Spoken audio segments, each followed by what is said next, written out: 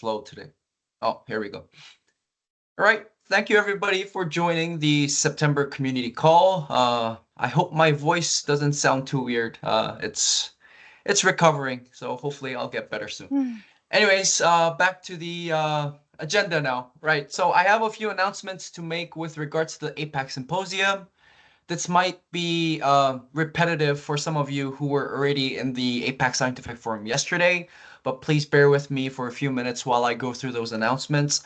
I also had a request from our OHDSI India collaborators to briefly promote their symposium coming up as well. So I'll just briefly hit that, followed by our ETL project status updates from our teams, and then we'll have a session on the medical imaging work group by Kyulee to share the developments and an intro of the work group itself. So quickly to go through the symposium first, as many of you hopefully are already aware, the collaborator showcase submissions are currently open. We've extended the deadline to October 6th to accommodate more submissions coming in. So please do submit by October 6th. October 6th is a Sunday. I will close this at the end of the day before I go to bed. And reviews will take place between October 7th up until October 21st, in which October 24th is actually during the Global Symposium, in which a APAC workgroup breakout session will happen to do a final review slash final acceptance of the abstracts coming in. So not a lot of time for the actual the scientific review committee to review their abstracts this time, but we're having a in-person session just for this purpose. So guys, your attention slash participation in the collaborator showcase this year is much appreciated. Notifications will be going out by end of October, so October 31st. We will try to get this out to you ASAP so that you can plan for your travels for those of you who need approvals prior to the event. And last but not least, briefly to remind all of you, the APAC Symposium will be between December 4th up until December 8th, in which the main symposium will happen between December 5th and the 6th, in which where you'll be able to showcase your work as either posters or a lightning talk. So this is on the collaborator showcase. Another promotion to make is on the registration. So registrations are also up now for both the tutorial slash main conference and also the datathon. Why I distinguish these two is because the registrations for the tutorials and the main conference are one registration, and there's a separate registration for the datathon itself. So 488 Singapore dollars for the first section of the symposium. The registration page can be accessed through this URL as well as this QR code here. There's some additional fees for if you want to participate in the datathon, and the fees are different. They vary depending on when you register and whether or not you are a student. So you get good rates for being a student, and you get bad rates for being late to register for the datathon. So right now the early bird rate is on. If you are interested in getting being part of the datathon itself, now will be a good time, golden opportunity for you guys to get the early bird rate. So these are on the symposium news. I see Morning is in the call as well. Morning, do you have anything to add?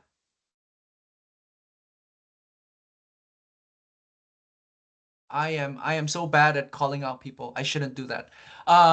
Okay. No further comments from Morning.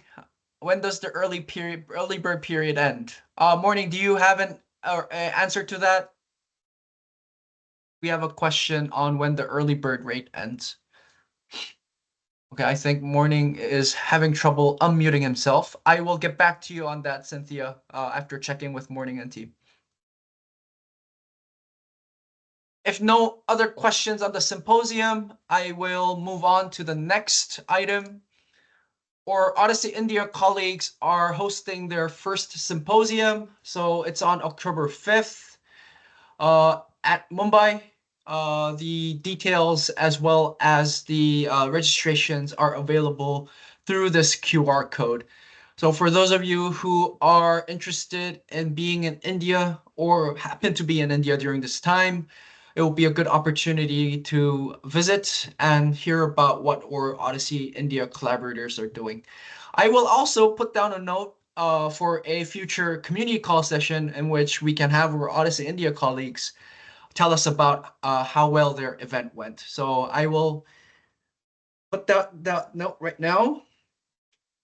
And moving on to our next item slash topic of the community call today is the project status update. So do we have everybody in the call? I saw Bunseng in the call from the data analysis team. So we're gonna go in this order. So we'll have the data analysis team followed by the ETL vocabulary mapping and the quality assurance team to tell us about their project progress over the past few weeks. So moving on to the data analysis team first, who will be presenting? Hello, I'm Bunseng here. I will present the topics today. Perfect. Okay. I'm now sharing the screen. You all can see the screen? Yes, yes. Okay, good. So today I will present data analysis team together with me. In fact, Max and myself is a lead from the data analysis, and we also have a list of the members who contribute the data analysis mapping works is actually over here. And just let me to recap a quick one from the data analysis team. We actually using the tools, right? The Rabbit, White Rabbit, Excel tools for collaboration, and also involve some AI's the technical tools to get the reference of the proposed OMOP, but it will be used just for reference, but it's not the final validation. Then at this stage, we are actually reached the ETL spec documentation, and will be delivered for the ETL team to do the development works. In this ETL documentation, we are using the rabbit in the hat, and just to let everyone to share with the color stage. In fact, we actually at the stage of the ETL documentation, and this is a list of the OMOP CTM tables have been able to deliver and also have been able to map based on the PASA data. So on this list, in fact, there's 15 tables have been able to compile and deliver. And at this stage, we actually there's 5 tables which is consists of drug exposure, device exposure, specimen, and the notes is at the stage of the validation, which is what we call as alpha stage. The rest of the tables, in fact, we already completed, and actually at the now stage is actually to have a clarification and review with the ETL team. And then for the ETL document, in fact, we actually uploaded to the link that been shared over here. Is available for the team members can access it, and there's a list of the stage. At least this is the actionables ETL spec, right? So from the ETL spec, in fact, we actually uploaded over here. Let me share the. Okay. So this is a ETL spec. It consists of the 15 tables. The members can go over here to identify the list of the field, the source tables, the logic have been able to map, and also some comment on the field, right? So this is one of the example, and it can also get into the others, right? Let me check on the procedures, right? So all this information have been uploaded. The ETL team is actually now reviewing and use it for the ETL developments. Yeah. I think that's all from my end to provide some update for the team members from the data analysis team. Back to you, Song. Thank you, Bunseng, for sharing. Is there any questions for the data analysis team? No. So you. in summary, I think the data analysis team are wrapping up their tasks. So they were tasked with creating ETL specs as well, analyzing the source data first, and then creating ETL specs that map the source data into the OMAP common data model, in which the ETL team will use those specs to do the actual development. So there are a few tables that are pending final validation, but as we approach the next few days, I believe the tasks will be wrapped up from the data analysis team. So greatly appreciate the data analysis team for working on a short timeline. There were some considerations as well with regards to having only a limited amount of rows of data, records of data for the data analysis team to work with. So considering the circumstances, I think the data analysis team did a great job in getting the ETL specs prepared and sent over to the ETL team. If no questions for Bunseng and the data analysis team, I think we can move on to the ETL team now. Satish, do you want me to share from my end, or will you be sharing your screen?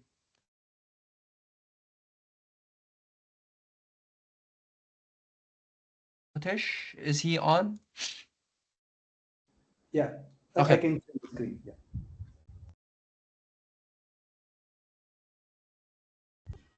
Okay, so I mean, these are our ETL development members. I'll just briefly walk through what they do. So Evelyn is our overall lead, and I'm from Data for Life.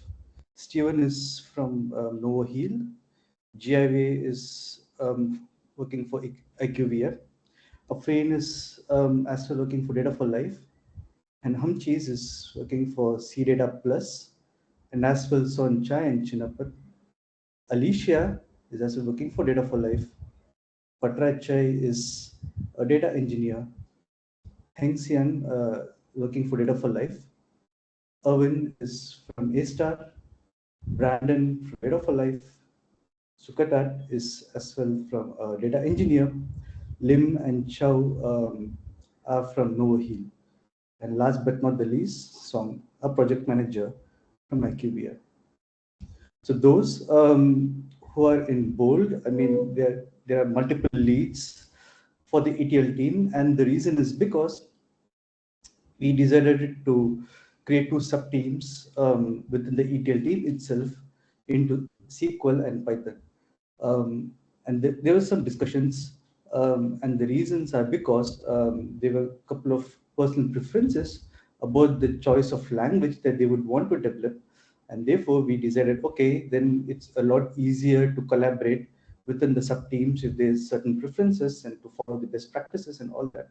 So therefore, we have two different teams and two leads each for the sub team. And so for our development, because of the data usage agreement and all that, it must be secured, and all the development will happen only on the GCP environment. Postgres 15 Cloud SQL managed database is as well set up with the source data, which I'll as well briefly talk about in the next slides.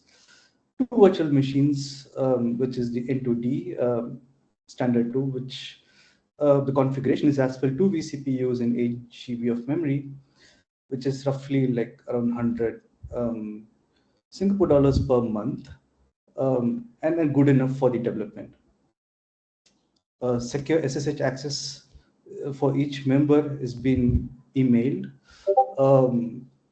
The private keys has been is for each member, and then as well the network connectivity is not possible to be connected from local, but rather only enabled from the GCP VMs.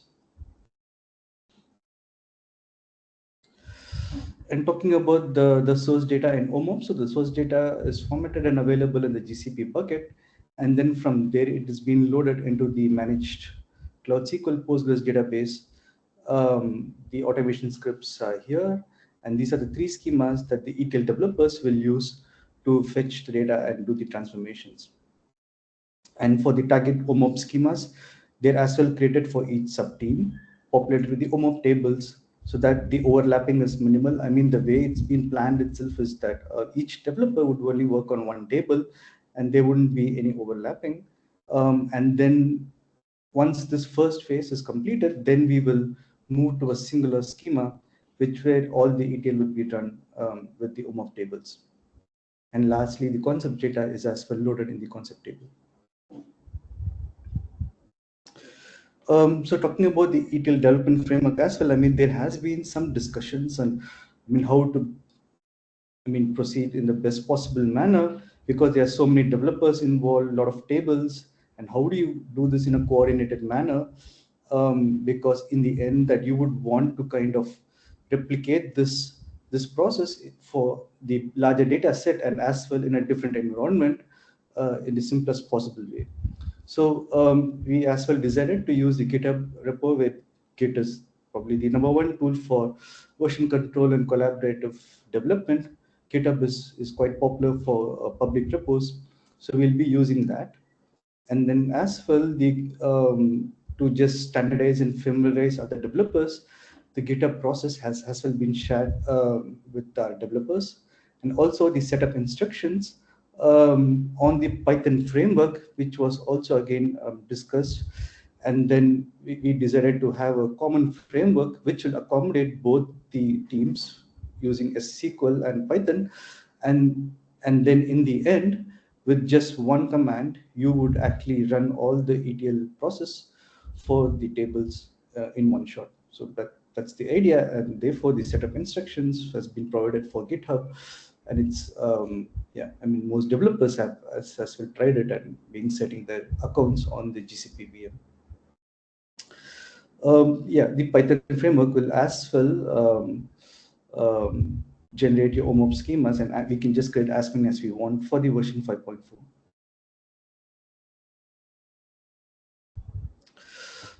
This is the current list.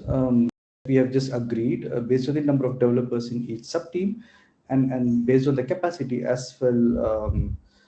I mean, each developer ideally has one table, with the exception of Hamchis, who's probably working on multiple tables. Yeah, but this is the current status as of now.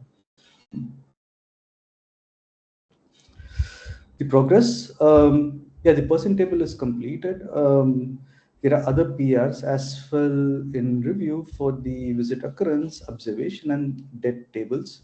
The pull requests, I mean, can be viewed on the GitHub. Yeah, and then yeah, in the next week, I mean, there's been some agreement that we will continue to proceed redevelopment for the other tables given by the data analysis team, and yeah, hopefully show progress. So what is the next steps? Yeah, as I mentioned, by end of next week, we try to merge a first draft of the tables into the main GitHub repo. There's still some dependencies. I mean, Buncheng said that, I mean, there's some tables for validation as well, so we will coordinate with him and as well finalize the pending tables. And as well, we are expecting the source to concept map data from the OCAP team. So which means that the iterative development will still continue after the first draft is merged, that because there will be, I mean, incoming changes from the source to concept map at different stages. So we will as well rerun the ETL. At some point in time, we would also like to enable the foreign key constraints and see that the ETL checks pass. And lastly, the quality assurance team will as well come into the picture. They will give us the feedback, and we will as well try to, I mean, coordinate with the data analysis team and then try to improve the quality of the ingestion for the respective tables. Yeah. That's all from me, and I'd like to thank all our ETL developers for their support and participation. Yeah. Thank you, Satish.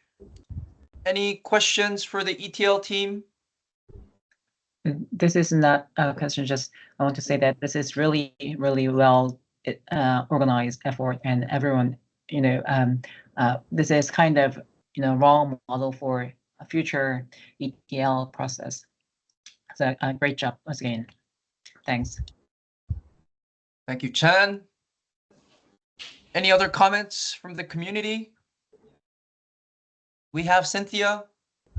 Yes, are you documenting what you're doing? So that like we're doing an ETL in our clinical trial working group. So we'd love to learn the steps and the organization that you have. Thanks. I don't know if Evelyn is in the call. I believe she has a conflict, but maybe I can speak on behalf of her. So we did actually talk about this, Cynthia, amongst the leads and the PMs. And we are currently, so there is a certain documentation of methodology that we will do, hopefully, in which where we can use this for future use cases. And hopefully, if everybody agrees and everybody is on board and has the bandwidth, we are also thinking of potentially publishing our efforts. But again, I'm not gonna guarantee anything. We're trying to get through this project first. But yeah, we are documenting things as we go. Great.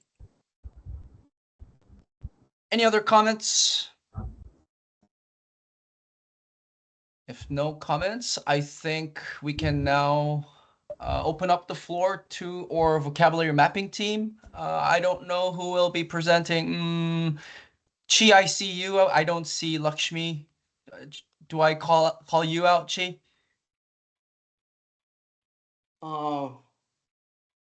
Lakshmi is supposed to present. I wasn't even prepared to come to this meeting. Okay. Well, after yesterday's presentation, did she send you any deck? No, she just sent me the deck she used yesterday. Do you want me to pop that up? Maybe you can go through some of the. Let's see what it is. Yeah, it's the same. It's the table with the status updates on each of the tables and the mappings. So I'll share.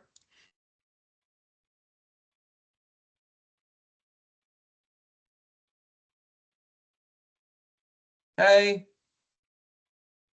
So for everybody else, we just had a sprint review yesterday. The vocab team was providing some updates on their mapping progress. So Chi, this is the table. I believe it's the same table we were discussing yesterday. Maybe you want to provide a general overview of the progress. All right. Yeah. So if you look at this table, most of the vocabularies have been mapped. There are several ones listed as in progress, and even those in progress ones, I see they are already mapped. The only one that is left are the two procedure tables. Okay, one is this row number 1, 2, 3, 4, 5. Okay, number 5. Okay, it has over 2,000. Here it says over 2,000. As a matter of fact, is 4,000 terms that need to be mapped. Those are fairly difficult to map, but we already find all the medical people with medical knowledge. They have been assigned. I've been working with them, educate them on how to use Usagi and how to and specify all the rules for mapping them. The other thing is that the other one that was not mapped is this renal group, this post-renal group that Steve is mapping. I just had 2 meetings with him today. So he is he's a medical doctor from Anderson, MD Anderson. So he is very qualified to do this mapping. The reason we put a lot of emphasis in this surgery operation is because one reason is because of this. And this entire database is around the surgery, right? So this part talk. database is around surgery, and that's why we put a lot of emphasis on that. The second reason, which is most even more important reason, is for the row number 1 to 6, the intra-operation group 1. So that's the Singapore national code. Okay, so Singapore government Department of Health released this national code for the surgery operation procedures. So, and that's why we want to map them really accurately, map it really well. For the rest tables, we map to up to 99%. Okay, so once the transaction level counts for 99%, we stop. Okay, let's say for a table with 1,000 record, 1,000 terms. If we find the first 100 terms account for 99%, then we only map those 100 record, right? 100 terms. But for this one, we want to map all 4,000, so that since it's national code, we want to map it, and then we will publish it in Athena as a way to contribute to the OHDSI vocabularies. That's why it's important. Now they have all been assigned. I think the total 8 people who are taking on this all have medical background. So the project, the vocabulary mapping part, works really, really well. By the end of this week, we have worked with the ETL team. We'll send them some test files in STT source to custom mapping format. Let them test out whether it works or not with the ETL team. Once it works, then we'll send the rest of the files that have been mapped, probably either early next month or towards the sometime next month, next week, sorry, next week, so that can load all of them. Now, regarding the surgery part, we probably have to wait until either the end of this month. That's the projected finishing date for the surgery operation. So overall, the project works really well, proceeds really well. We are very thankful. A lot of people have been contributing to this vocabulary mapping. They are very laborious. They are very boring work, but many people are volunteered for this. So Thank you, I Chi. see Mui has a question. I do. So my question is, I mean, I understand the mapping to an X amount of frequency. Why did you guys pick 99%? Well, is it too high or is it too low? I'm wondering why you go so high. Yeah. So yeah, initially we like in IQVIA we normally pick 95%, but this one the database is constructed is this way that you go to 99% and 95%. There's really not much difference. You add a few more terms, it goes to the 99%. That's why we decide, hey, let's just go to 99%. Because when you think about 99%, you're pretty much mapping them all, right? The whole not purpose. Really. Oh, not really. Yeah. Yeah. Okay. So there are many tables have like 500 or 600 terms, but if you map 30 of them, it's already 95%. If you map 45 of them, it goes to the 99%. So you add a few more, but there's still a lot of them are not, still in that 1% left, still have a lot of terms. So this data asset has a lot of terms that are only for one record. Right. That's really what you guys are getting to. Exactly. Yeah, exactly. Right. So That's good to know. So, okay, that's good to know. Thank you. This does look like a lot of work. It looks like it does require an army. You guys do have an army doing this. Yes, we do. We do have an army. Yeah. And our volunteers are very enthusiastic. They move along very, very fast, much faster than I anticipated. So Awesome. I- Thank you. I think it's also important to highlight that the vocab team was actually in need of volunteers, and we did actually promote to the global community, right, at the global community call, and we actually had 4 people from the global side helping out with the vocab mapping, and I think Cynthia here is also one of those people. So thank you very much for getting on board and helping out with this great community effort, Cynthia, and all the other people who, all the other 3 additional people who joined us after a few weeks. Thank you.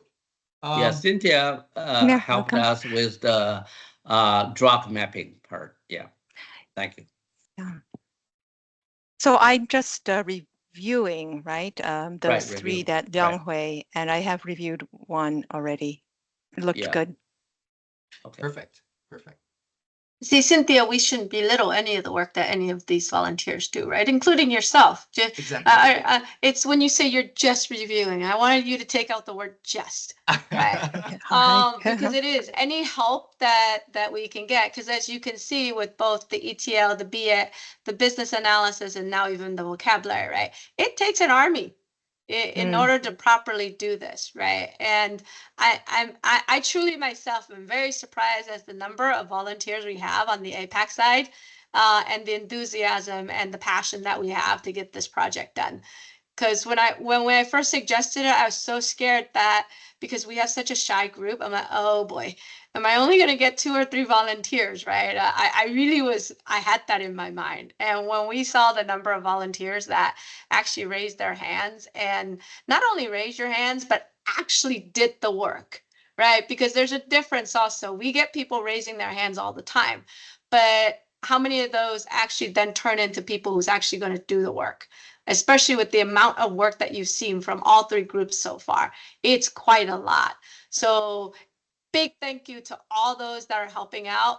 For those that have been observing, I hope some of the lessons you're getting from these discussions that these folks are having is it does take a community to do all of this.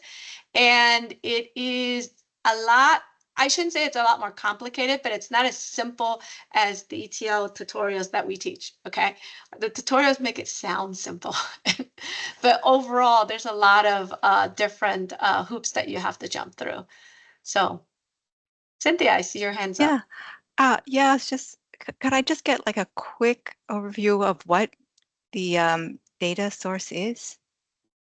Yeah, so Parsar is a perioperative data set in Singapore where it's a data set on specific patients going through operations, and the data is accumulated before and after the surgery.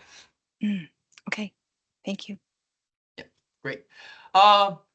Mui, you sort of made a wrapping up comment, but we actually have one more team. No, to I'm present. not making a wrapping up comment. I'm just making a hoo-hoo comment. I know there's other groups that still has to go, but Yeah. I'm not belittling the QA team or the PM teams, right? So there's I think over 40 volunteers. So it's a lot of volunteers. Yeah, I think now is the time to move to our QA team. Karthik, are you going to do this, or is Santan going to do this? I am Anybody? muted. I made such a cool comment, and I'm muted. No, I said either of us can do this. So good morning. I'll take it. Would you take the slides though, Gil? Sure, Thank you. I'll share. Yeah. Yep. Yeah. All right. Ooh, this is not my slide. It's a beautiful picture though. All right. All right, the quality assurance team. Yeah, we are the ones who've been watching from the sidelines, waiting till we can spring into action. So now it's the time to spring into action. So it's a big team. We have 2 people. One of them is a project manager. The other one is the guy who's doing the work. That's Santan. Next slide, please. Right, a lot of text. I promise you, I usually don't like slides like these. I will try to reduce the text in the next ones and proceed with a lot of actionable stuff. But yeah. So the idea is what are we going to do? And we are going to start this week. Well, the week is nearly done. Let's just talk about next week. We'll start next week. Yeah. We plan to use the R package you're all familiar with, the OHDSI data quality dashboard package, right? And this is for monitoring and investigating data quality. It has a beautiful number of checks, and we'll be using that. We will set up, here I use the we in a very royal manner. Let's just say Santan will set up DQD on the project VMs, and he'll also write the script to run these checks. And we had a quick chat in the sprint review, and we all sort of came to the conclusion that right now we will use the existing threshold values as decided by the OHDSI community that's present in the DQD to look at the tests, and then we will revisit it later, right? And then the idea is that we run the DQD and then we circulate a weekly quality report. So initially, since it might be needed that we need a higher frequency of quality monitoring, we'll be planning to do it weekly, and we'll circulate it within the teams. And there was also the idea that we'll put it up on GitHub, because then it gives us the idea of sharing easily and also versioning. Yeah. And there is also the possibility, since we have the scripts to run these checks, teams, if they need to run it at an even higher frequency, they want to run it quite a lot, then they can do it by themselves. But there is the big subject restrictions part, because we are aware of the fact that the VM usage and the GCP usage is limited. And then so we will leave it to the people who limit these things to decide who can and cannot do this. And essentially, yeah, of course, we'll have to work with the teams to address quality issues and improve them. I will refer back, and I know I didn't put up the picture here like Max did in his slides. I know his slides, the highlight of this loop-de-loop that we will do with the ETL and the data management and the data team. And then we plan to be looping quite a bit, hopefully with not too many quality issues. Yeah. And then, as I said earlier, we will revisit the threshold values if they are not suitable for this project, but we don't see the need to right now, but let's wait and see. But this is the idea of what we are starting to do, and that will start in this week for this sprint. Thank you, Karthik. Mui? So my question is going to be similar to what I raised for the vocabulary last time, right? You guys only have 2 people. Do you need more help? I mean, do we go out to the community, including those that are here today, right? Do you guys need more help for QA? Yeah, this is the question I raised to my team, and my team thinks that as of now we are okay, but that doesn't say that we will not raise our hands for help. We are very happy to raise our hands if we need it. So, but thank you. But I will also I will also ask my team to pipe up in case I am not right here. So, Tantan, do you think we are okay for now, right? In the initial phase? Yeah, I agree. We are just getting to start the quality setup, all that. But yes, if help is needed, we will definitely reach out. Perfect. Awesome.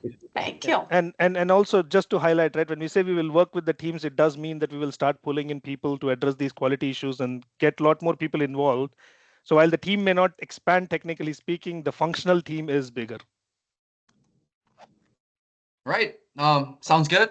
For purposes of time, everyone, I will not call out for questions. We do actually have a great presentation prepared from the OHDSI Korea team. Kyulee, are you in the call? Yep, I will share my screen.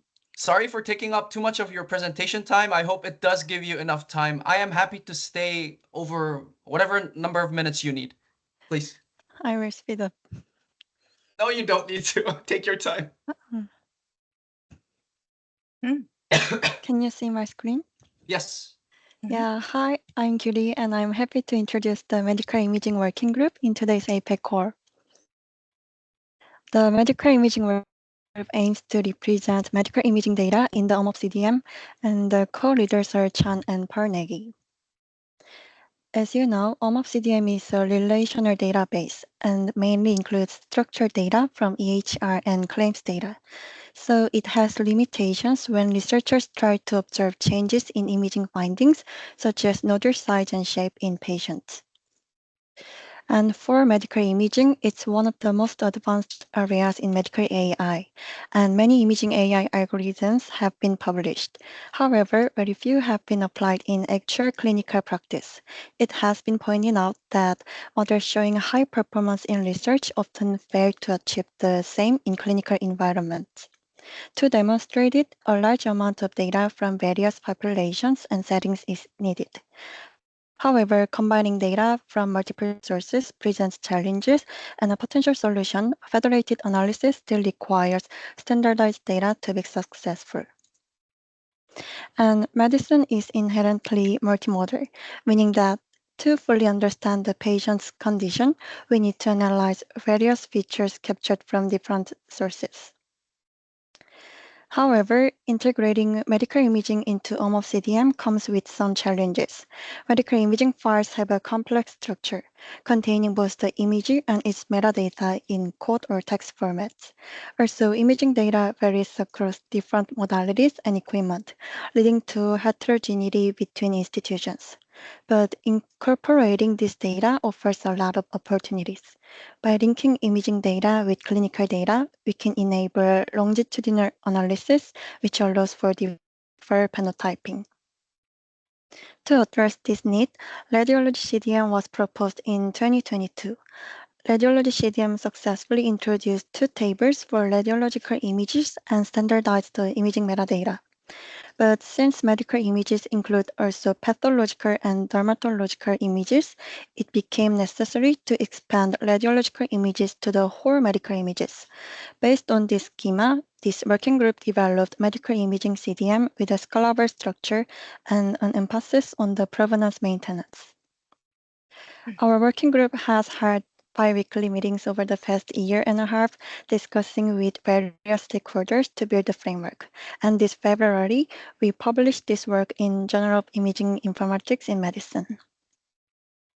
So the goal of extending ㅍCDM with imaging are like that. First, to perform code definition using both imaging and clinical characteristics. To bring imaging-derived features into the data model while maintaining provenance. To conduct longitudinal data analysis and enable federated evaluation via OHDSI network studies. Before going into the structure of medical imaging CDM, let me briefly introduce the ㅍComm. ㅍComm is an international standard for medical imaging information, and it defines both network protocols and file formats. Almost every digital image is stored in ㅍComm format over the world. ㅍComm data has a unique structure. It is organized into patient, study, series, instance levels hierarchy. One patient can have multiple imaging studies and series, and within each series, there are multiple image files, and each file contains both pixel data and metadata describing the image. It's really complex data. To effectively integrate this ㅍComm into ㅍCDM, we introduced two tables, the image occurrence and image feature tables. These extension tables follows the existing ㅍCDM conventions. As ㅍCDM is person-centered and domain-specific model, so we linked it with the person table. And the image occurrence table focuses on the imaging acquisition, while the image feature table is dedicated to the provenance of imaging features. The imaging features are stored in measurement or other existing clinical data tables in OMOP. Image feature table is just connecting them. It's to minimize duplication across tables and to emphasize its provenance. Now, let me explain in detail. The image occurrence table stores basic information about series-level imaging and provides a linkage to the ㅍComm file for retrieval, and links the imaging procedure codes with the procedure table, and links the imaging features with the image feature table. The image feature table tracks the provenance of imaging features, which are stored in clinical domain tables like measurement table. And it provides grouping information for related features, and if algorithms were used, they were included. And for semantic part, ㅍComm metadata will be recorded as ㅍComm controlled vocabularies, and they will be incorporated into the ㅍCDM standard vocabularies. And some parts of ㅍComm terminologies are already linked to SNOMED, LOINC, so we will use them. And additionally, we plan to add RADLEX when necessary. Let me show you some examples of these tables. First, the image occurrence table.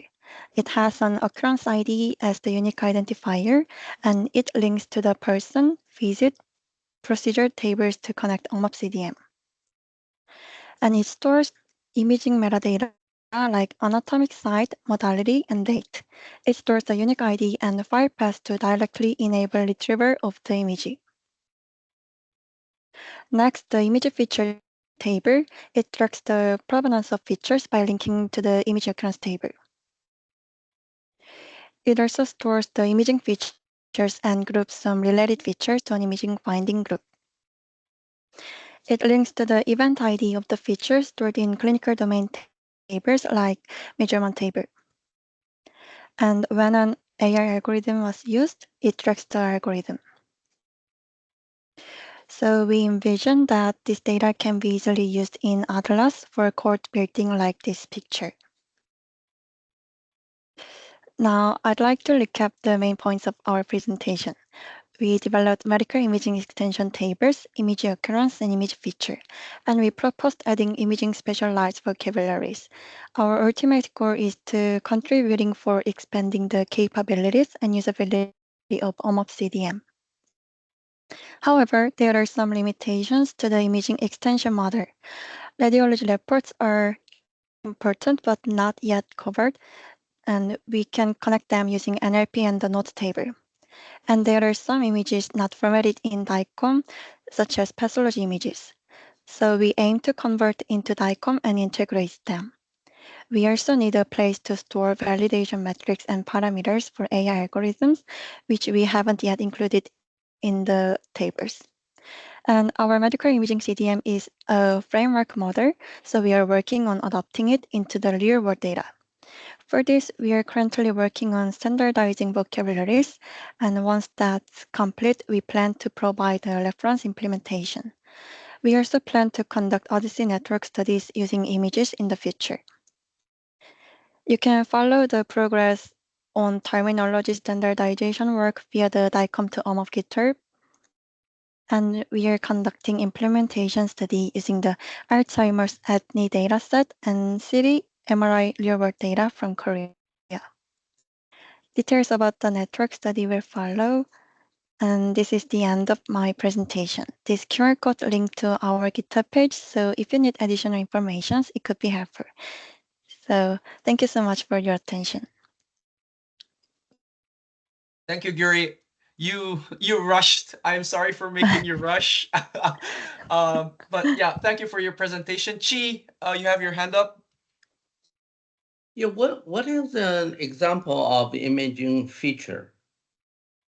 Hi, Chi. The imaging features can be, let me see. Imaging features can be the metadata of the DICOM file and the imaging finding itself, such as the long nodal size and its shape, or if we use the algorithms to segment the images, and we can use the segmented results as a feature. So anything can be a feature of images, but when we capture the features from images, such as there is a nodule which is like 3 centimeters big and kind of speculated, and we want to capture the provenance of those features, such as whether it is retrieved from the AI algorithm of which version, and whether it is retrieved from the imaging data reports or DICOM headers. So that's what imaging feature captures. Now, after imaging, right, there's always a radiology report, right? That of course, anything of a clinical significance should be recorded in that that radiology report, right? Now, are these features the same as those whatever says in the radiology report, or this is different? So once again, we've not actually the mandate. We do not have to we did not define the mandatory elements of the imaging features. Anything can be captured in the imaging features, which is related with that imaging. So you can convert the some report radiology report by using NLP into the features in the imaging feature table. or the other features such as the features from the telecom headers or features from what AI captures can be recorded in this table as well. Okay, thank you. Welcome.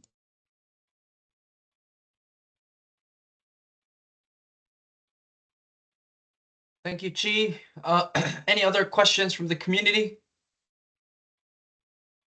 I actually have one question. So Kyulee, I was actually going to ask, was there actual studies conducted using this extension? And I think it was on the next steps, right? So you're thinking of doing network studies as next phase, not right now, correct? Yeah, right.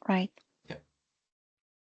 Then for people to actually do the study, they would need to implement the medical imaging extension that you've proposed here, correct? Yeah, right. Okay. It looks a bit difficult from a non-technical person like me, but I'm pretty sure it has its own values and it's worth implementing this if we want to more actively use medical images versus the way we're currently doing at the moment. Thank you. All right. If no other questions, any other questions, comments? If not, I think I will. We can close the call. Kyulee, you sure you didn't rush it too much? Is there any final comments you want to share with the community? Thank you for listening. And if you have an interest in medical imaging CDM, don't hesitate to join us. Great. Great closing comment. All right, guys. Thank you for joining the September community call today. I think we had a great discussion today.